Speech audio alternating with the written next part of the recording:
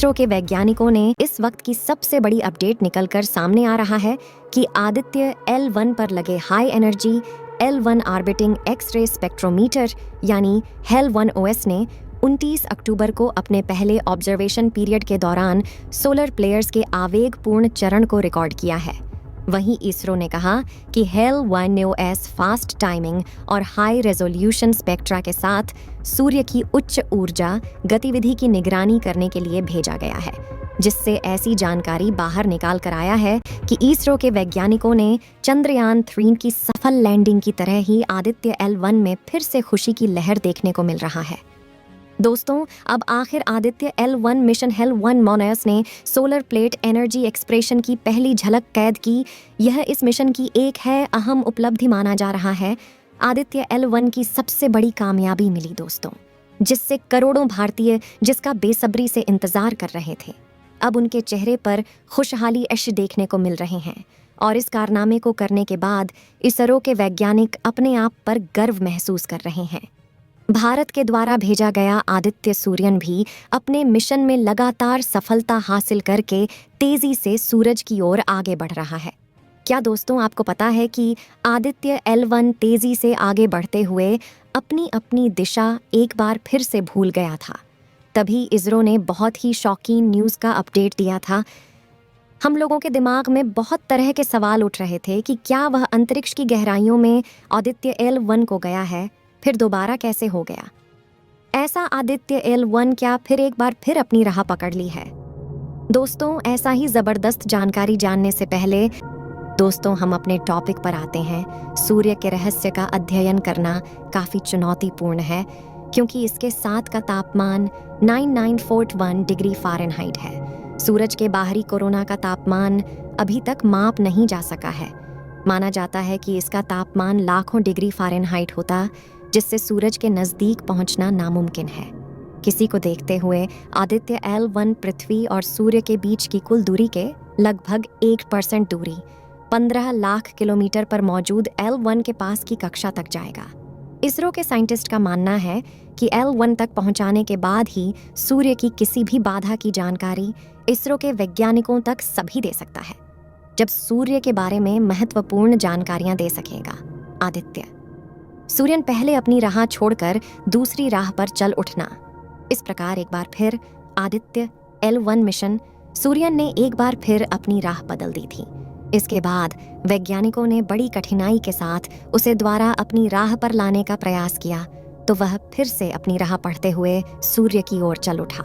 लेकिन सूर्यन में जैसे इसरो के वैज्ञानिकों ने प्रतिरोधी तकनीक लगाई गई है, इसके अलावा L1 में मजबूत की ढाल और अन्य उपकरण भी बहुत ही महत्वपूर्ण लगे हुए हैं और अभी सूर्य की दूरी के लगभग 1% दूरी 15 लाख किलोमीटर पर मौजूद L1 के पास की कक्षा में स्थापित किया जाएगा। आदित्य L1 को लॉन्च कर दिया था, जिसे इसरो के बाहुबली रॉक क्लब ने अंतरिक्ष में ले जाकर पृथ्वी की दर के ऑर्बिट में छोड़ दिया था। और अब आगे का सफर आदित्य L1 को अपने बलबूते पर करना था। और यह सफर कोई 20 दिन का नहीं, बल्कि पूरे 109 दिन और करीब 80 लाख किलोमीटर बड़ा था। इसलिए पूरी दुनिया की नज़र आदित्य L1 पर टिका हुआ था, क्योंकि इससे पहले इसरो सिर्फ एक बार मंगलयान मिशन के दौरान ही अपने ज्ञान को पृथ्वी से कितना दूर भेज पाया है। जिसके बाद हम एक बड़ी खुशखबरी मिली कि 30 सितंबर के दिन इसरो के वैज्ञानिकों ने कमांड सेंटर में बैठकर एक बटन दबाया, जिससे आदित्य L1 ने अपने इंजन ऑन करके 4000 किलोमीटर की तेज रफ्तार से पृथ्वी की गोली वाली कक्षा छोड़ दी और L1 पॉइंट पर जाने के लंबे गैलेक्टिक हाईवे को पकड़ लिया। लेकिन वह कहते हैं ना कि ब्रह्मांड पर हमारा बिल्कुल भी कंट्रोल नहीं है और वहां अचानक से मुसीबतें अंतरिक्ष यान के दरवाजे पर दस्तक दे देती हैं। ऐसा ही कुछ हुआ आदित्य L1 के साथ भी हुआ। जी हाँ दोस्तों, आगे बढ़ते हुए अचानक से भारत का सूर्ययान भटक गया था और दूसरी तरफ निकल पड़ा था। इसरो की हेड ऑफिस में भगदड़ मच गया था, क्योंकि अगर कोई भी स्पेसक्राफ्ट इधर उधर निकल जाए तो हजारों किलोमीटर की गई मंजिल से काफी दूर निकल जाता है और फ्यूल की कमी होने की वजह से उसे इतना दूर से वापस भी नहीं लाया जा सकता है, जिससे पूरा मिशन फेल हो जाएगा। पहले 25 अक्टूबर के दिन जब आदित्य L1 अपनी राह से भटका तो इसरो के कमांड सेंटर में एक सिग्नल बजा, जिससे इसरो के वैज्ञानिक सदा में पड़ गए और सभी लगातार अपने इलेक्ट्रॉनिक चीजों पर काम करने लगे। और आदित्य L1 को एक बार फिर से उन्होंने उसकी राह पर डाल दिया। और अब जब दीपावली के 10 दिनों के बाद आदित्य सूर्य या अपनी राह से भटक, तो एक बार फिर से इसरो के वैज्ञानिकों को लगा कि यह मिशन अब बचा ही रही, यह तो फेल हो गया। लेकिन एक उम्मीद बची थी उसे, उम्मीद पर इसरो के पूरे वैज्ञानिक कायम रहे। और भाई एक बार फिर से आदित्य L1 को उसकी राह पर वापस लाने में काव्य हुए। पहले भी कई मिशन हुए हैं और वह मिशनों में से कई ऐसे मिशन भी हुए हैं जो मिशन पृथ्वी से लॉन्च तो हुए हैं लेकिन अंतरिक्ष में गुम हो गए, जिनका आज तक पता नहीं लग सका। इस प्रकार अगर आदित्य के साथ होता तो बहुत ही बुरा होता।